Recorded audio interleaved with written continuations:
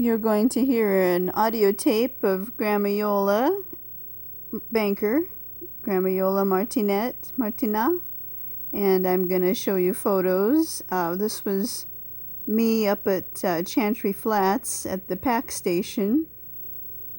Just to the right there is where they have the little animals I wanted to show to Grandma Iole, but I didn't. I was too worried about getting the car over there. It was kind of steep in this one area and dirt road, but we got close. We could see the mountains nearby. We were way up in the mountains. I think that is the last dress that Grandma Iole and I picked out together at the mall. I think that, one of the last times we went to the mall together. We didn't go to the mall for the last couple years because with the wheelchair it was kind of hard, but I think we did go a couple times, and that was the last dress that we got together.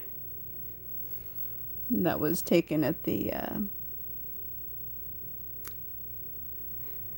Santa Anita racetrack with the bugle player to announce each race. It was outside the outside dining area of the front runner. And Grandma Iole is going to be speaking a little bit in her dialect, the Prustinenc dialect of northwestern Italy, similar to Piemontese, called Piemontese. Oops. Fora, ma fa un bel giorno che lo soleil è fuori, ma fa un po' freddo. Credo che di 62, ma la bel colzi ding. So she said it's a nice day out today with the sun out, and it's a little bit chilly outside, maybe about 62 degrees, I think. But at least it's nice and warm inside. That's my dad's house in Wrightwood after he passed away. You can see the big balcony up there.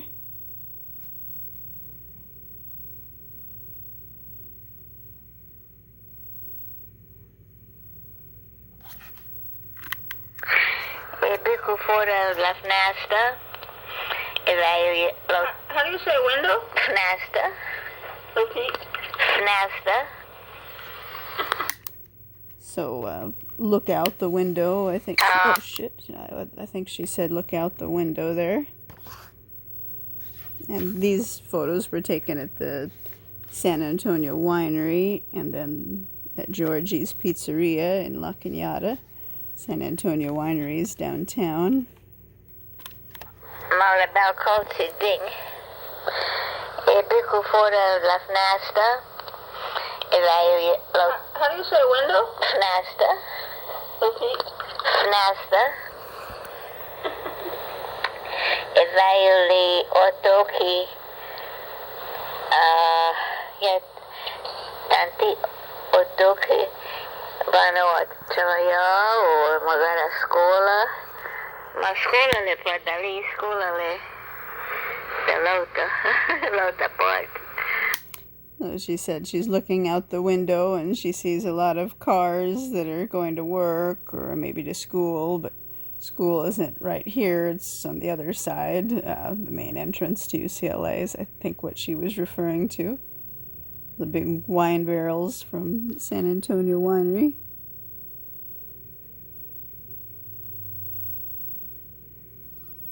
And that's at Georgie's, the pizzeria place we like to go in La Cañada. So more pictures from Georgie's here. She's holding up the menu.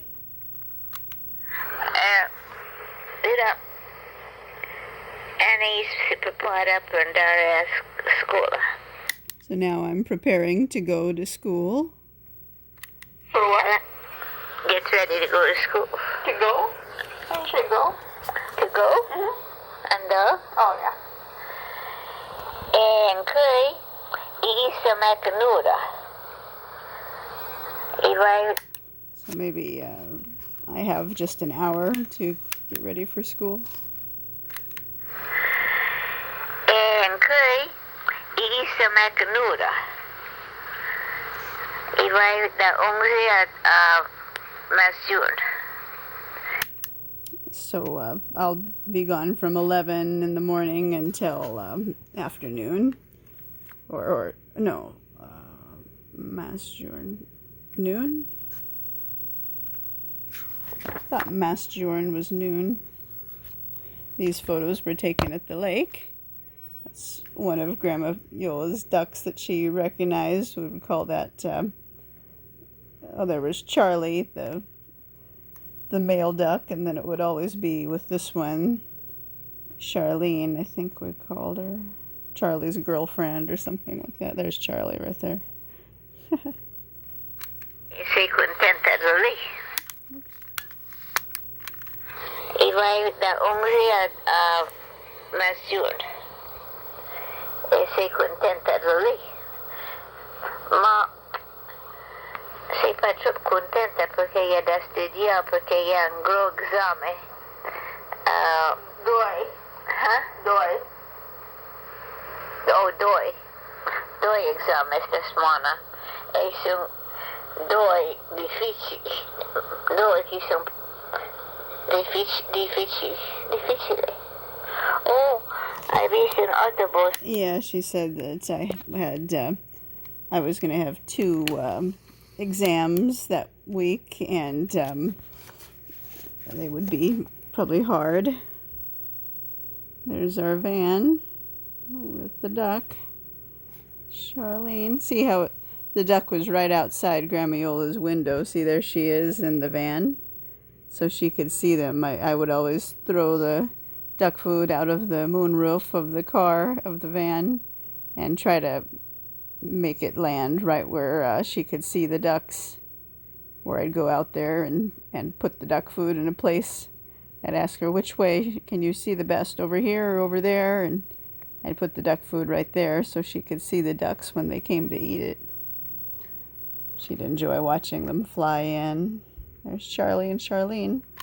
Oh, doi exame esta semana. E sono doi difficili. Doi che sono difficili. Oh, hai visto un autobus che la scuola yang tanti autobus che vanno piali mena con un po' di marcia, allora i vanno quasi ogni 10 minuti dai un bus che va a scuola.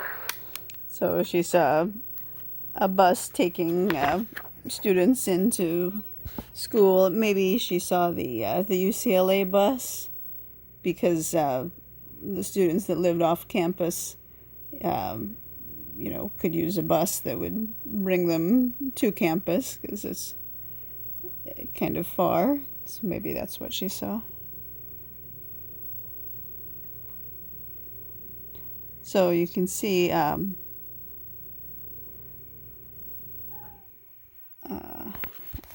there we are.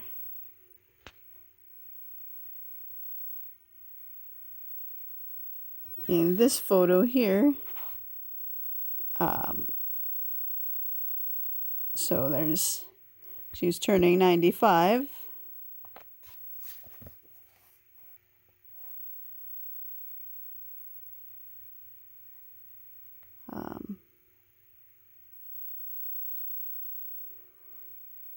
She was already on the on her chair, that's where she sat when she had the lift. So she was already in the sling, not walking at all. Well, that's a great picture of Grandma Iole at the lake.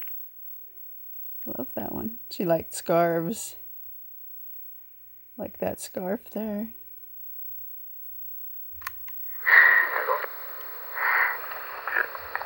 No, that's a new paper. Oops. Minute day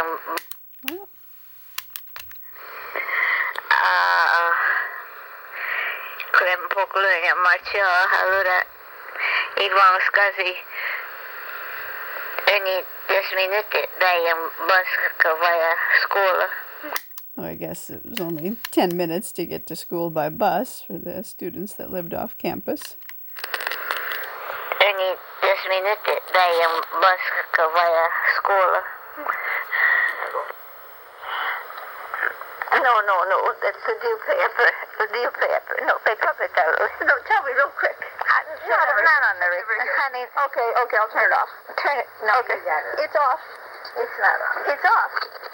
Well, you put it away, then I'll tell you. Okay. I don't have it. What'd you say? No, you got it on. Where is it? Just tell me what you said. I got all my stuff outside. Ali pointing. Wait, say that again. I didn't. Whatever. Ali pointing.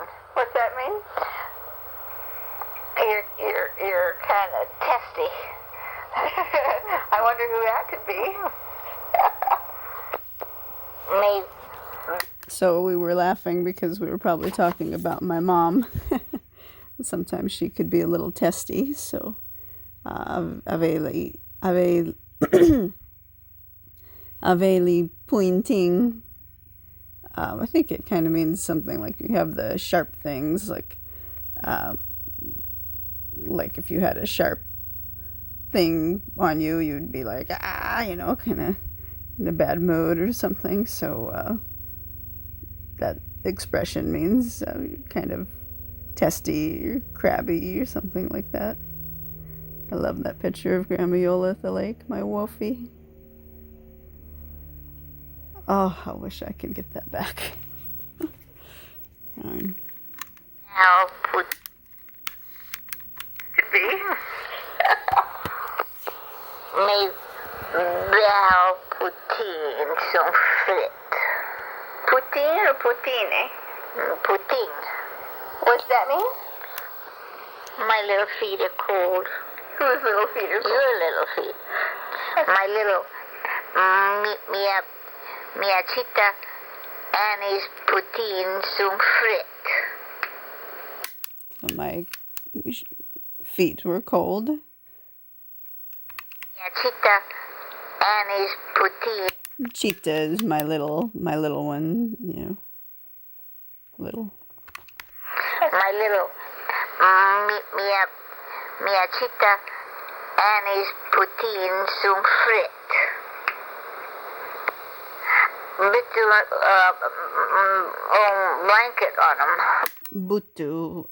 Butu is put, so put a blanket on them. Bit blanket on them.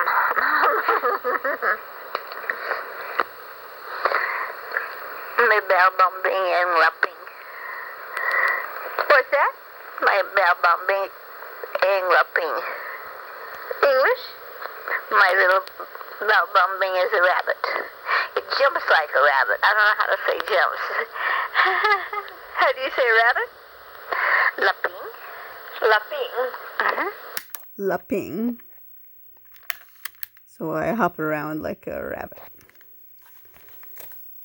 I love that picture. That's how it should be.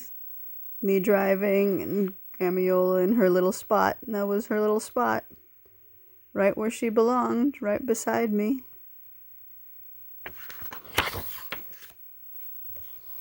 And this is Grandma Iole holding the books that tell about our ancestors, the Waldensians, Valdesi, and the struggles they went through. Look how good Grandma Iole looks there. It was probably a little bit before 2003. So she was probably about 80 then. Whoops. Rabbit? Lapping.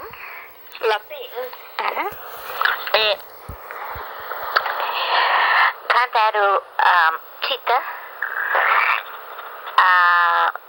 Jawad lapping. When you were little, you ate rabbit when you were little? Oh, yeah. When? Well, it's come ura measure pulast. What's that? Chicken. Chicken is pulast. Chicken. Pulast. So chicken is pulast. And Grandma Iole was saying that when she was little, Canta, what was that? Cantavea something. They used to eat rabbit, just like we eat chicken now. It was more popular. They ate rabbit. Kita, laping. When you were little, you ate rabbit when you were little. Oh yeah. Cuando había chita. Kita. Oops. Laping. Laping. Cantado kita. Laping. When you were little, you ate rabbit when you were little. Oh yeah. Yeah. Come ura measure pulast. What's that? Chicken. Chicken is pulast. Chicken. Pulast. Pulast measure laping. Where did you eat the rabbit? Minjus we ate. Pulast. Chicken. Pulast. Pulast measure laping. Where did you eat the rabbit? Aka? This is how we say here. At home. Here at home. Here at home. Oh, say at home. Aka. Aka, yeah. In Spanish, aka means right here. Or something like that. Aka in dialect means at home, not really right here. Grandma Iole looked a lot like Loretta Lynn when she was that age. Almost identical. The next 4 photos were taken in Sierra Madre. One Baldwin there in town. You can park and watch people eating out on tables on the street there. In Spanish, aka means right here. Or something like that. So you ate the rabbit not in New York, but here in LA. Well, you can buy rabbit in any store.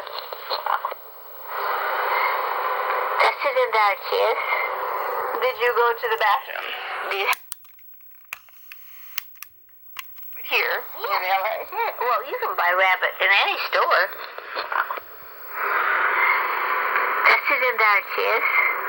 Did you go to the bathroom?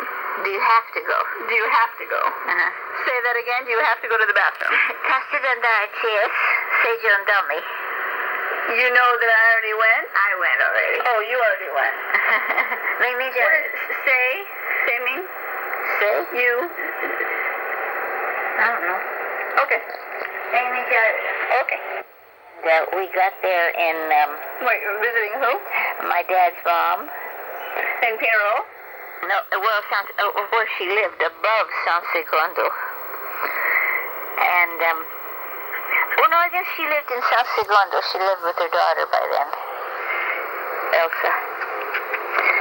And, the house was, dirt floor and... This is visiting Dante's mom, so Dante Martinat's mother. She was living with her daughter, Dante's youngest sister, I think, Elsa. San Segundo, she lived with her daughter by then. So in the hills above San Segundo, not really in San Segundo. Lived above San Segundo.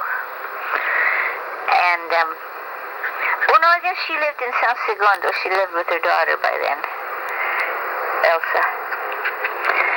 And, the house was, dirt floor and pretty,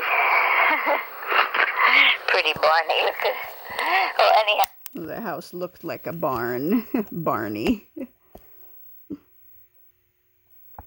By the way, she liked Barney Fife from the Andy Griffith Show.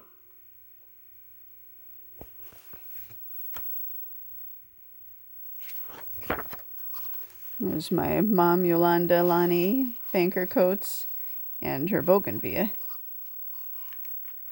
Room. Oops.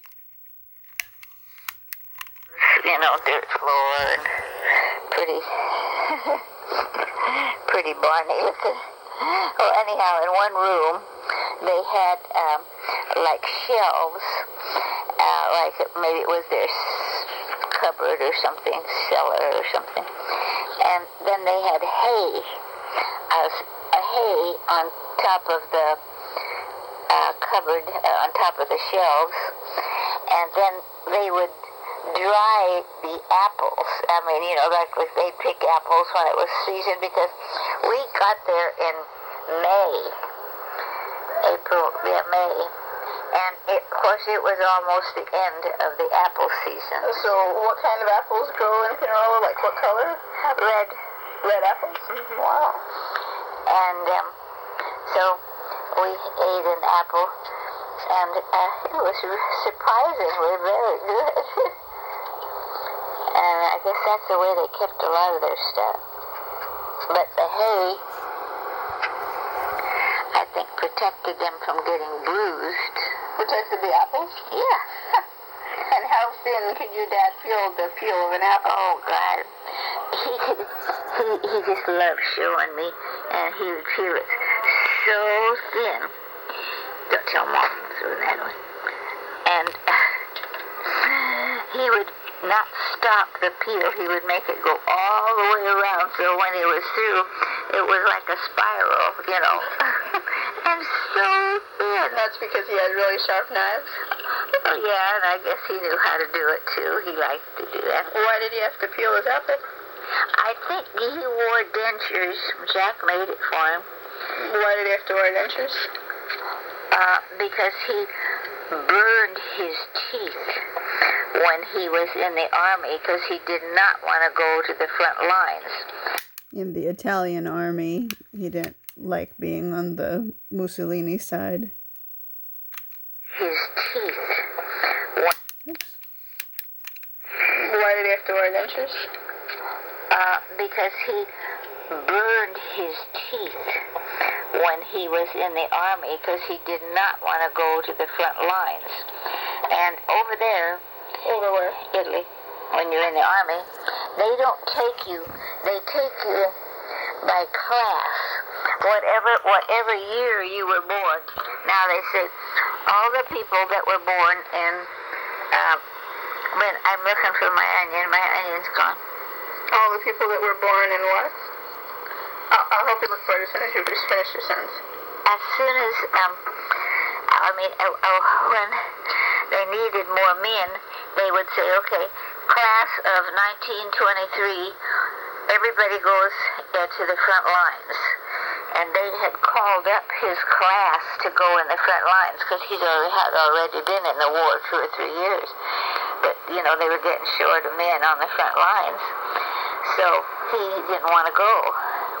And a lot of his buddies were shot up and gassed and whatever else. So he took a little bit of acid, I don't know where he got the acid, and started little by little to burn his teeth, so that his teeth would be so bad that they wouldn't take him. And in fact, that's what happened. I guess they just didn't know it, that his teeth were so bad, because he'd done it on purpose. But, you know, maybe it saved his life. So, of course, you know, over the years, they became worse and worse. Did he still eat with them? I mean,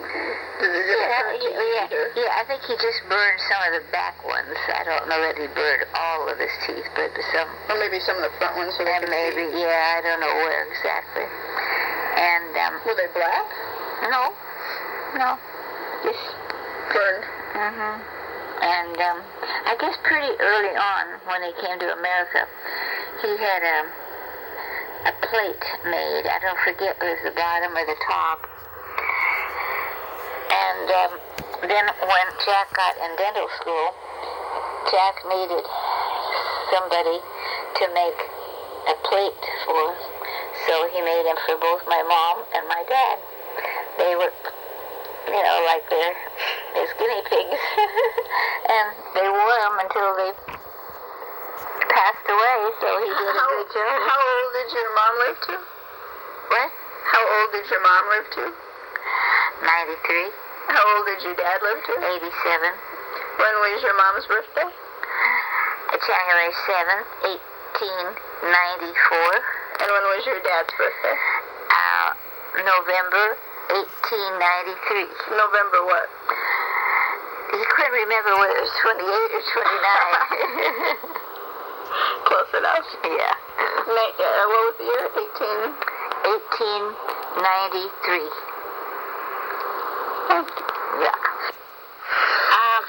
I don't know whether I'm not sure what his job was. This is your dad. This was during, Mr. Sirp got him the job there, because Mr. Sirp was working there, but... Where was this?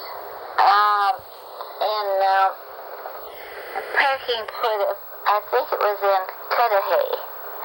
That was, LA somewhere? yeah, a little bit. What's the place he was working like there? What kind of A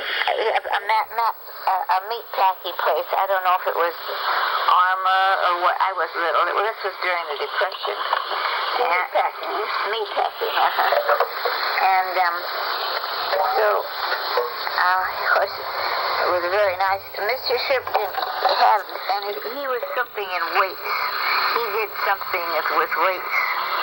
Anyhow, it was pretty nice that he got my dad a job there, because I tell you, the jobs were really scarce. Mr. Syrup was the husband of Mrs. Syrup, Elise Syrup, who was the best friend, like a sister of Iole Martinat, Dante's wife, Grandma Iola's mother. There was no welfare. During the Great Depression, he got Dante this job, although Dante hated it. At least it was a job. Up there, because I tell you, the jobs were really scarce. There was no welfare at that time. So, but I'm not sure what his job was exactly. Something. But he could see what they were doing. First, they hit the animal on the head with a sledgehammer, which my dad didn't like at all. Did he like animals? Yeah, well, not like my mom, but he didn't like to see that. Yeah, I suppose that's true. And,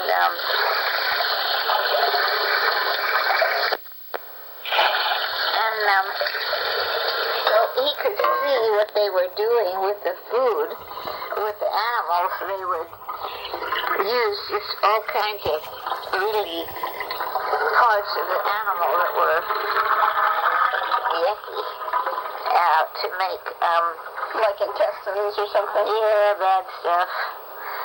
Like to make, then they grind it all up and then make hot dogs and sausage and just he could see what went into that, and he didn't like it at all, and he didn't think it was good for you. So what did he tell you? Not to eat it. We didn't have it very often. We only had like ham and slices of salami when we had company, because that was the custom in Italy. To what? To have like an antipasto first, and the antipasto always included ham, real thin, Like prosciutto? boiled ham. But that wasn't so bad, because that was more pork, and just the lean part of the pork. So that wasn't bad. So Dante told Grandma Iole, told his daughter, don't eat too much hot dog. It's got crazy things in there. And salami, of course, that was probably a little worse. But that was like just an entree, or like an appetizer, yeah. Come si dice? Well, anyhow, appetizer.